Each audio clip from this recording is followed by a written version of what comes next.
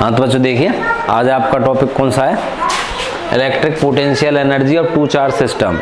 यहाँ पर to charge system बता रहे हैं, तो सिस्टम हो सकता है दो चार्ज से ज़्यादा भी हों, ठीक है। तो दो चार्ज वाला भी पूछ सकते हैं, ज़्यादा भी पूछ सकते हैं, लेकिन दो चार्जेस का भी पूछा जाता है एग्जाम में। तो देखिए क्या है यहाँ पर, क्या बता रहे हैं हम। पहले तो क्या है, इलेक्ट्रिक पोटेंशियल एनर्जी है। तो हमने बताया था कि जो पोटेंशियल एनर्जी होती है वो हमेशा किसके रूप में काउंट की जाती है, वर्क डन के रूप में काउंट करते हैं, वर्क डन के रूप में काउंट करते हैं। और ये किसकी वजह से है, चार्जेस की वजह से है, ठीक है। तो चार्ज की वजह से, ठीक है। अब दो चार्जेज हैं तो मान लीजिए एक Q1 होगा, एक Q2 होगा, और ज़्यादा चार्ज होंगे तो Q3 भी होगा, Q4 भी होगा, Qn होंगे, ठीक है। तो यहाँ पर वर्क डन निकालना है, और क्या दिया हुआ है आपको, चार्जेस दिए हुए हैं, ये तो क्लियर है भाई। वर्क डन मीन्स W निकालना है, ठीक है। और आपको चार्ज दिए हुए हैं Q1, Q2, Q3, ठीक है। इन दो चीज़ों से आपको क्या पता चला, पोटेंशियल है, पोटेंशियल का मतलब V से होता है, पोटेंशियल का मीन्स मतलब तो किससे होता है, V से होता है, ठीक है। हम आपको ये जो बता रहे हैं वो आपको हम टॉपिक का बेस बता रहे हैं, जो जिससे आप टॉपिक को आसानी से किस प्रकार याद रख सकते हैं, वो बेस है जो है। तो एनर्जी निकालनी है तो इसका मतलब वर्क डन चाहिए, ठीक है। चार्जेस की वजह से निकाल रहे हैं तो चार्ज होंगे, और पोटेंशियल एनर्जी है तो पोटेंशियल के लिए भी होगा। तो क्या पता चला आपको, वर्क डन है, charges potential means electric potential भी है और चार्जेस भी हैं, इतना दिया हुआ है। तो अब देखिए आप, इससे आपको क्या पता चला कि W हम कैसे निकाल सकते हैं, हमें पता है, बेसिक बता रहे हैं अभी आपको हम। तो बेसिक क्या है इसका कि V इक्वल टू क्या होता है यहाँ पर, वर्क अपॉन चार्ज होता है, ठीक है। वर्क अपॉन चार्ज होता है। तो हम यहाँ पर जो W निकालेंगे वो कैसे निकालेंगे, V इंटू में चार्ज से निकालेंगे, ठीक है। तो ये इसका बेस कंसेप्ट है, कैसे, Q वो चार्ज है और जिसे हम लेके आ रहे हैं, कौन सा चार्ज होता है ये, Q0 यूज करते हैं वहाँ पर। इलेक्ट्रिक पोटेंशियल का मीन्स क्या होता है, वर्क डन अपॉन Q0 होता है। जो Q0 होता है वो कौन सा चार्ज होता है, जिसे इन्फिनिटी से लेके आते हैं। अब आप समझिए, मान लीजिए यहाँ पर Q0 के स्थान पर Q1 होगा तो यहाँ Q1 यूज करेंगे, समझ में आया। अब यहाँ पर W1 है यदि पहला चार्ज है तो, और Q1 है, और V होगा वो किस प्रकार से होगा हम आपको बताते हैं, बेसिक चीज़ जो है। तो क्या है, स्टार्टिंग में हो सकता है Q1 चार्ज हो, ठीक है, फिर Q2 चार्ज भी हो सकता है, Q3 चार्ज भी हो सकता है, Q4 भी हो सकता है, इसी प्रकार से Qn होते जाएंगे। और एट इन्फिनिटी हम जो चार्जेस लेके आते हैं वो कहाँ से लेके आते हैं, इन्फिनिटी से लेके आते हैं। अब यदि दो चार्ज सिस्टम है, टू चार्ज सिस्टम है, तो केवल क्या रहेंगे, Q1 और Q2 रहेंगे, ठीक है। अब यहाँ पर क्या क्या रहे हैं वो समझो, मतलब आप, तो ये जो वर्क होता है वो कौन सा वर्क होता है, कौन सा वर्क होता है, ये वो वर्क होता है वो वर्क होता है, अमाउंट ऑफ वर्क डन होता है जो इन्फिनिटी से चार्ज को लाने में होता है। तो इन्फिनिटी से चार्ज को हम पहले किसको ला रहे हैं, Q1 को ला रहे हैं, ठीक है। और मान लीजिए इसका पोजीशन वेक्टर R1 है, Q2 के लिए R2 मान लेते हैं, इसके लिए R3 मान लेते हैं। इसी प्रकार से आप R4 ले सकते हैं, यहाँ पर Rn ले सकते हैं। हम यहाँ पर जो है n चार्जेस के हिसाब से बता रहे हैं, बाकी दोनों के हिसाब से आप केवल दो चार्जेस लेके बता सकते हैं, उसमें कोई अंतर नहीं। तो यहाँ पर देखिए R1 है, R2, R3 इस प्रकार से, ठीक है। अब आप देखिए यहाँ पर स्टार्टिंग में केवल क्या है, हमारे पास एक चार्ज है, Q1 को ला रहे हैं। तो Q1 से पहले देखिए क्या है, amount of work done bringing Q1 charge from infinity to there requirement. तो क्या होगा, W1 से हम इसे डिनोट कर रहे हैं, तो क्या होगा, इलेक्ट्रिक पोटेंशियल होगा, और कौन सा चार्ज होगा, जिस चार्ज को लेके आ रहे हैं हम। तो चार्ज कौन सा लेके आ रहे हैं हम, Q1 लेके आ रहे हैं, ठीक है। अब यहाँ पर देखिए आप, तो जो पोटेंशियल है इस पर कौन सा पोटेंशियल कार्य करेगा, इस कार्य पर, इससे पहले कोई चार्ज नहीं है, इससे पहले कोई चार्ज नहीं है। जैसे देखिए आपको हमने बेसिक बताया था कि यदि हम यहाँ पर Q0 को लेके आ रहे हैं और ये इन्फिनिटी पर है, कहाँ पर है, इन्फिनिटी पर है, यदि यहाँ पर कोई चार्ज होगा तब उसका पोटेंशियल बनेगा, इलेक्ट्रिक फील्ड बनेगा, फोर्स बनेगा, और तभी यहाँ पर इस चार्ज की वजह से क्या होता है, V का मान आता है। V जो आता है वो किसकी वजह से आता है निकल के, इस चार्ज की वजह से। जब तक इस चार्ज के आगे कोई दूसरा चार्ज नहीं होगा तब तक ये पोटेंशियल नहीं बनेगा। अब यहाँ पर इस V का मान क्या होगा, 0 होगा, और ये फिर Q1 का तो मान ही क्या रहना है, तो W1 तो क्या आ गया आपका, 0 आ गया। अब बात करें हम किसके लिए, और Q2 चार्ज के लिए। यदि Q2 चार्ज को लाएंगे तो क्या आएगा, W2। यहाँ पर Q2 चार्ज को ला रहे हैं, कहाँ से, इन्फिनिटी से लाएंगे, ठीक है। लेकिन इससे पहले कौन सा चार्ज आ रहा है आपका, जो ये जो चार्ज है आपका, इसके स्थान पर कौन सा दिया हुआ है, Q1 दिया हुआ है।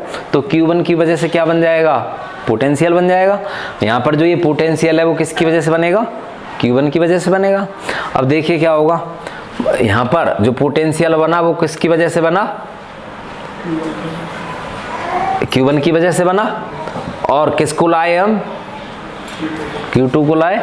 तो मीन्स क्या है, यहाँ पर जो टोटल पोटेंशियल का मान होगा, ठीक है। पहले चलो अब टोटल पोटेंशियल देखिए। अब टोटल पोटेंशियल यहाँ पर क्या होगा, V1 का मान कितना है यहाँ पर,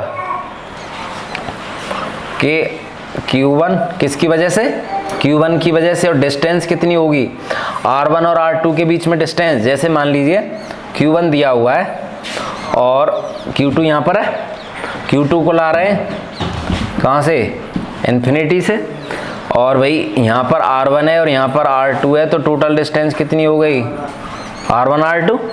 और इसकी वजह से जो पोटेंशियल बना वो क्या बना हमारा, कि Q1 बना, और बीच की डिस्टेंस क्या हो गई, R12 हो गई। तो ये बना आपका, और इनटू में क्या है, Q2 है। मीन्स कितना आ गया आंसर, कि Q1 upon Q2 upon R12 किसका मान है, W2 का, ठीक है। इसी प्रकार से यदि हम आपको जो सिलेबस में आपके में वो 2 चार्ज सिस्टम बताया गया है, यदि 2 चार्ज सिस्टम है तब तो आप क्या लिखोगे यहाँ पर कि टोटल पोटेंशियल एनर्जी या total amount of work done equal to क्या होगा, W1 प्लस W2। इन दोनों को जोड़ के ही दिखा दोगे, ठीक है। लेकिन यदि यहाँ पर इससे ज़्यादा दिए हुए, मान लीजिए Q3 भी है, तो 4Q3 क्या होगा, W3 इक्वल टू यहाँ पर टोटल पोटेंशियल होगा। अब टोटल पोटेंशियल किसके लिए ला रहे हैं हम, Q3 के लिए। तो यहाँ पर देखिए आप Q3 के लिए क्या कंडीशन आएगी, Q3 है, तो यहाँ पर क्या होगा, इससे पहले Q2 है और इससे पहले क्या है, Q1 है। यहाँ पर इसके लिए तो क्या है, R1 है, तो R1 से हम R3 का बीच का देखेंगे, यहाँ पर क्या है, R3 है, और यहाँ पर क्या है भाई, R2 है, ठीक है। तो यहाँ से यहाँ तक का तो केस क्या बना आपका, कितनी डिस्टेंस बनेगी, 1 से 3 बनेगी, ठीक है।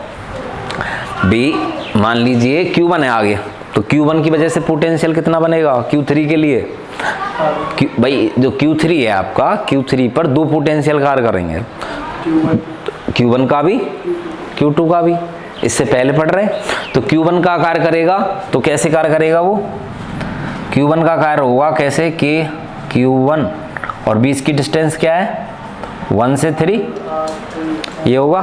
अब बात कर रहे हैं हम Q2 की, तो Q2 के लिए क्या कैसे कार्य करेगा कि किसकी वजह से, Q2 की वजह से, और बीच की डिस्टेंस क्या होगी, 2 से 3। 2 तो कौन सा ये, और 3 ये, 2 और 3 के बीच की डिस्टेंस 2 3, ठीक है, समझ में आया। तो यहाँ पर देखिए टोटल पोटेंशियल कितना बना, V1 का भी V2 का भी, मीन्स क्या है यहाँ पर V1 प्लस V2, और N2 में क्या है Q3। तो V1 का मान कितना है भाई, KQ1 और 1 से 3, और इसके लिए क्या है KQ2 अपॉन 2 3, और N2 में क्या है Q3, समझ में आ गया। तो इस प्रकार से ये मान चलते जाएंगे आप जितने भी दिखाना चाहें। तो टोटल, ठीक है। हाँ तो बच्चों देखिए ये W3 हो गया। अब देखिए हमें क्या करना है, टोटल निकालना है। तो total work done equal to क्या होगा, W1 plus W2 plus W3, जितने भी आपके चार्जेस को आप लाए हैं उन सबको जोड़ के दिखा सकते हैं यहाँ पर। डब्ल्यू एन, यदि क्यू एन है तो डब्ल्यू एन तक दिखा देंगे, ठीक है। अब देखिए W1 का मान कितना था 0, वो लिख दीजिए, और W2 का मान कितना आया वो रख दीजिए, KQ1 Q2 अपॉन R12, और अब W3 का मान रख दीजिए, क्या है KQ1 में Q3 का मल्टीप्लाई करके लिख देते हैं, KQ1 Q3 और R13 प्लस KQ2 में भी Q3 का मल्टीप्लाई होगा तो क्या लिखेंगे, Q2 Q3 अपॉन R23। इसी प्रकार से आप लिखते जाओगे।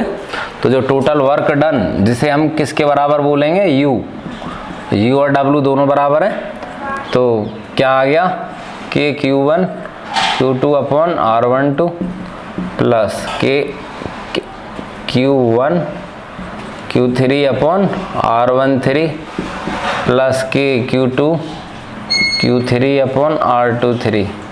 बस ये आपका क्या आ गया, टोटल इलेक्ट्रिक पोटेंशियल एनर्जी आ गई। और मेन जो डेफिनेशन है वो क्या है इसकी, देखिए अमाउंट ऑफ वर्क डन किसके बराबर है, potential energy amount of work done के बराबर है, जो कि इन ब्रिंगिंग चार्जेस को लाने में जो वर्क होता है, कौन सा वर्क, जो इन्फिनिटी से और उनके रिक्वायर्ड पॉइंट तक लाने में जो वर्क होगा, उस वर्क को हम क्या कहते हैं यहाँ पर, इलेक्ट्रिक पोटेंशियल एनर्जी कहते हैं। और ये आपका U और W दोनों इक्वल होते हैं। तो पहले हमने किसको लाएंगे, पहले Q1 को लाए, इन्फिनिटी से Q1 को लाए, इससे पहले कुछ नहीं था तो V 0 हो जाएगा, 0 आ गया। अब फिर Q2 को लाए, तो Q2 से पहले Q1 दिया हुआ है तो उसके लिए V1 का मान आ जाएगा निकल के। अब फिर Q3 को लाएंगे, तो Q3 को लाने पर इससे पहले 2 चार्जेस दिए हुए हैं, तो Q1 का भी पोटेंशियल बनेगा और Q2 का भी पोटेंशियल बनेगा, ठीक है। तो इस प्रकार से हो गया। अब यदि हम Q4 को भी लाते तो इसके लिए 3 पोटेंशियल बनते, Q1 का KQ1 अपॉन R14 बनता, और Q2 के लिए क्या बनता, KQ2 अपॉन R24 बनता, और Q3 के लिए KQ3 अपॉन R34 बनता। इस प्रकार से आप कितना भी लिखते जा सकते हैं, इसमें n तक लिख सकते हैं। तो इस प्रकार से आप चलता जाएगा।